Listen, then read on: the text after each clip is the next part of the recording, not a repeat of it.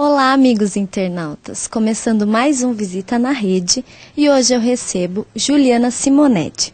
Ela é editora do Caderno de Cultura do jornal Cruzeiro do Sul, aqui de Sorocaba. E também escritora. E é sobre isso que ela veio nos contar hoje, sobre o livro Travessia, inspirado no sertão do Guimarães Rosa. Juliana, muito obrigada pela sua presença aqui com a gente. Eu que agradeço, é um prazer muito grande poder falar do meu livro. E como surgiu a ideia do Travessia, esse livro inspirado na obra de Guimarães Rosa? Então, na verdade, eu sempre gostei muito de Guimarães Rosa. A primeira vez que eu li o Guimarães, eu tinha uns 16 anos. Eu li aquele livro chamado Miguelim, que é um livro que eu recomendo para todo mundo, eu já li muitas vezes. E todas as vezes que eu leio, eu choro, eu me emociono, é muito legal. E eu estava me reapaixonando pelo Guimarães, porque eu tinha ido numa exposição no Museu da Língua Portuguesa, que era sobre o Guimarães. Eu lembro que eu saí, eu quis voltar a ler Miguelim, voltei a ler Sagarana, comecei a ler Grande Sertão, que eu nunca tinha lido. E coincidentemente, que na verdade você fica com o radarzinho ligado, né? Você está apaixonado por uma coisa, você fica, tudo que aparece daquela sua paixão, você lê, você vai atrás. Surgiu uma notinha na Folha de São Paulo, deste tamanhinho, na coluna da Mônica Bergamo, que eu nem leio muito, mas sabe, chamou a atenção, que tinha uma comitiva que ia sair e reviver o caminho do Guimarães Rosa. O mesmo que ele fez em 1952, levando 200 bois, o pessoal ia de mula levar. Aí eu falei, nossa, que legal, será que eles topam que eu embarque nessa? Liguei para uma amiga minha que trabalhava na Folha, pedi um contato, me passaram o contato do Pedro, que era esse moço que estava organizando a comitiva, ele falou, claro. Ele falou, você vem de carro, né, porque tem jornalista da TV Cultura que vem e tal, e eles estão vindo de carro, e vão fazer o caminho de carro. Eu falei, não, eu queria fazer de mula. Ele falou, mas você tem experiência? Eu falei, não, mas eu acho que eu aguento, eu vou dar um jeito. Ele falou, mas são 10 dias, a gente vai levar boi, a gente vai ficar tipo 8 horas por dia em cima da mula. Eu falei, não, mas eu quero ir de mula. Aí nisso eu conversei com o Deda, que era o meu editor-chefe na época que eu trabalhava no Bom Dia, né? Hoje eu trabalho no Cruzeiro. E ele falou, conversa com... Aí o Matina Suzu, que era o editor da rede. Aí a gente começou a planejar e eles falaram, tá bom, vai. Aí peguei um avião, um ônibus, cheguei lá. E o pessoal da organização insistia, mas moça, será que você vai conseguir? Falei, vou. Eu fiz até umas aulinhas aqui com um amigo meu que monta. Eu fiz assim umas 5 aulas porque eu não sabia nem que lado subir. Eu nunca tinha subido assim, sabe? Uma vez só na garupa, não tinha a mínima noção. E aí eu cheguei lá, eu lembro que os vaqueiros falavam, a gente corta o dedo se essa menina for até o final. Não vai, nunca fez, não tem como. Mas eu tava, não era nem metida, eu queria, sabe? Falei, eu tento, se eu não conseguir, eu peço para alguém que está de carro. Só que quem foi de carro só chegava no lugar onde que a comitiva parava. Eu não acompanhava 8 horas, que era o que eu queria ser vaqueira, né? Uhum. Eu queria estar conversando com aquelas pessoas, saber o que elas sentiam. E aí então foi assim, quer dizer, uma notinha num jornal, e eu querendo fazer alguma coisa, e eu apaixonada por Guimarães Rosa, tudo coincidiu. E aí eu falei, eu vou e pronto. Uhum. Assim, tipo, tenho que ir. E esse foi a sua primeira viagem nessa jornada. Você teve também uma segunda vez isso. Que você foi. Como é que foi isso? Conta pra gente. Então, essa foi a primeira vez que eu fui realmente de mula. A minha mula chamava Morena. Fiquei muito amiga dela. Ela nunca me obedeceu, eu nunca tive muito moral, assim, nesse sentido. Porque realmente eu não monto. Então, eu fiz do jeito que dava, mas fui os 10 dias, às vezes até ajudava a pegar um boi que fugia, mas assim, bem discretamente, né? E depois na segunda vez foi o seguinte, como eu fiz essa viagem de mula, porque a gente chegava à noite nos pousos, e eram pousos importantes, porque foram os pousos que o Guimarães parou em 1952. Inclusive tinha algumas pessoas que conviveram com o Guimarães nessa viagem, algumas pessoas ele parou no mesmo pouso e é o mesmo dono da fazenda até hoje. Então, viu o Guimarães chegando em 52 e me viu chegando em 2007. Uhum. Só que eu chegava muito cansada, né? Então, eu tinha que montar a barraca, tinha que achar um córrego para eu tomar banho, todas as coisas de uma vaqueira. Uhum. Então, e de uma mulher também, né? Mas eu lembrei que creme sem enxágue, perfume, não perdi a vaidade. Ai, que bom! E aí eu chegava no pouso, então eu não tinha muito tempo de conversar com as pessoas à noite, porque eu estava muito cansada. E também já tinha pego muita anotação durante o dia inteiro, sabe? Você tá estafada, assim. E aí, quando eu voltei pra cá, eu falava, nossa, tem esses pontos que eu podia explorar melhor. que eu podia conversar mais com as pessoas, bater um papo mais intenso, mais profundo, porque eu era muito rapidinho. Aí eu falei, maluca, com 20 e poucos anos, topa algumas coisas, né? Falei, vou pedir a demissão e volto pro sertão. E aí até lembro, assim, que o Deda, que é meu amigo, tudo, ele falou, Ju, às vezes a gente tem que, é uma hora que você tem que fazer uma escolha, e com 20 e poucos anos é mais fácil fazer essa escolha. E eu tive apoio da minha família, porque se eu ficar desempregada, né, eu ia, como eu ia me sustentar, então o pessoal me apoiou, falou, volta. E aí eu já estava pensando no livro, né? Então eu voltei, aí eu fiz alguns pousos de novo, e aí eu tive a oportunidade de conversar mais longamente com algumas pessoas que eu sabia que tinham histórias legais, mas que naquele momento eu não tive a oportunidade de aprofundar essas histórias. Então aí eu voltei, mas eu voltei de carro, aí eu voltei de jornalista, né? Daí deu. E os personagens que você acabou citando no seu livro, eles são pessoas que estavam lá nos sertões e tudo mais, mas eles tiveram algumas curiosidades, devem ter várias histórias, né? Muitas. Você conheceu várias figuras e personagens para todos os tipos de leitores, né? Para todos os tipos, assim, desde crianças que eu me envolvi, pessoas que conheceram, como eu falei, conheceram Guimarães Rosa. E no começo, para mim, era deslumbrante saber que alguém tinha visto Guimarães Rosa, porque era um mito.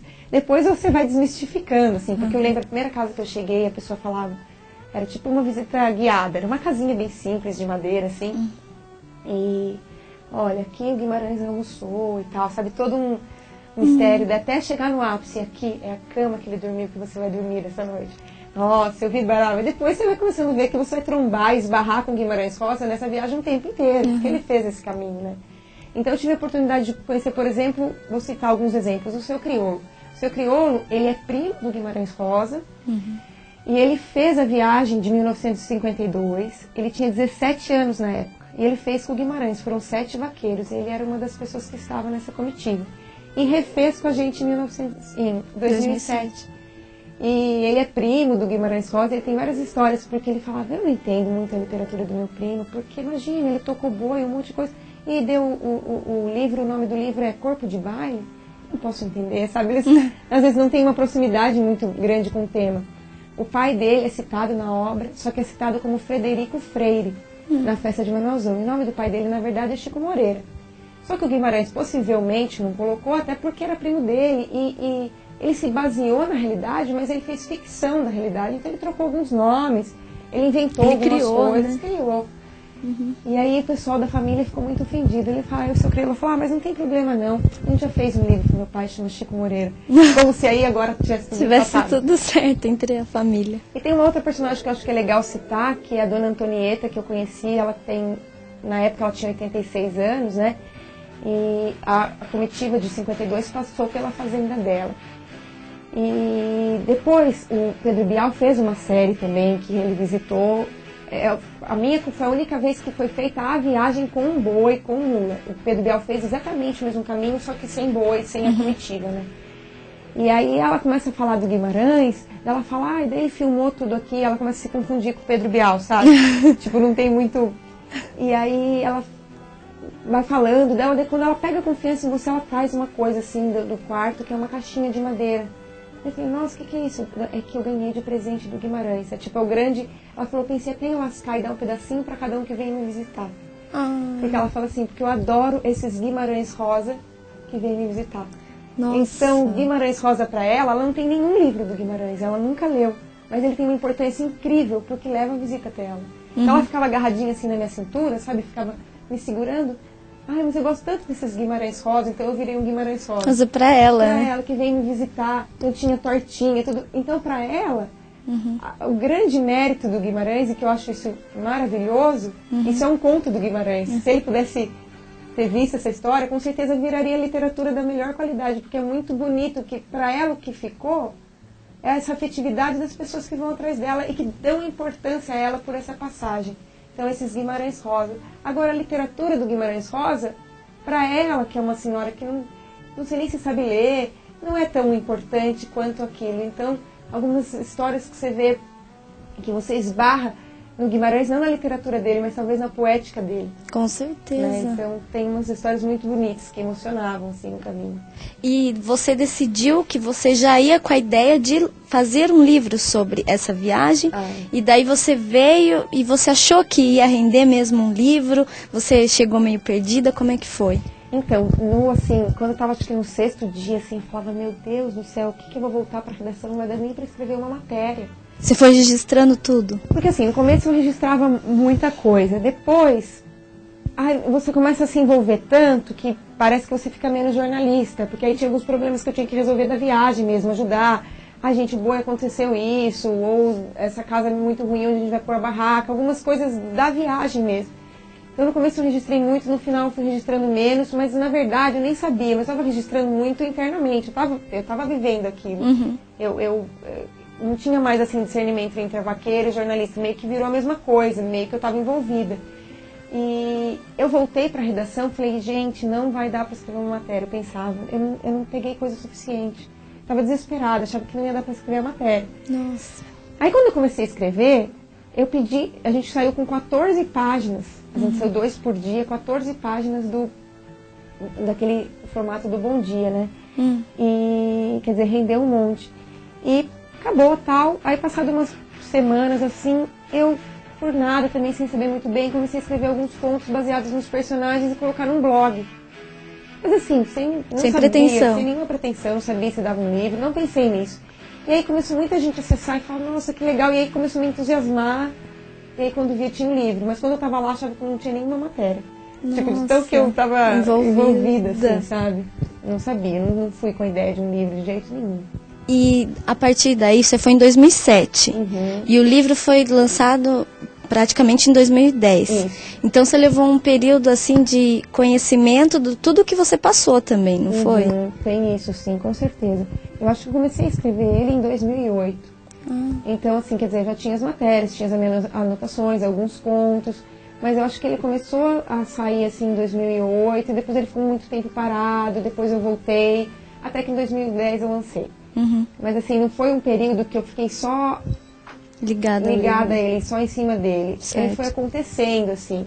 E a gente para às vezes, porque a gente tem que ter uma distância, porque senão você fica muito em cima, você já não tem nenhum parâmetro para achar o que tá legal, o que não tá. Então era legal sair, voltar. E é um processo, para mim, muito dolorido. Não é um processo muito fácil, não é um processo só de alegria, porque você se critica muito, você se coloca muito em questão. Mas vale a pena. E também é um risco que você corre de se expor, né? Claro, tem um risco muito grande. E a gente, tá bom, aceita. É. Às vezes é uma delícia se expor, e às vezes é horrível, e você compra os dois pacotes. É. O bom, do lado bom e do lado ruim, assim mesmo.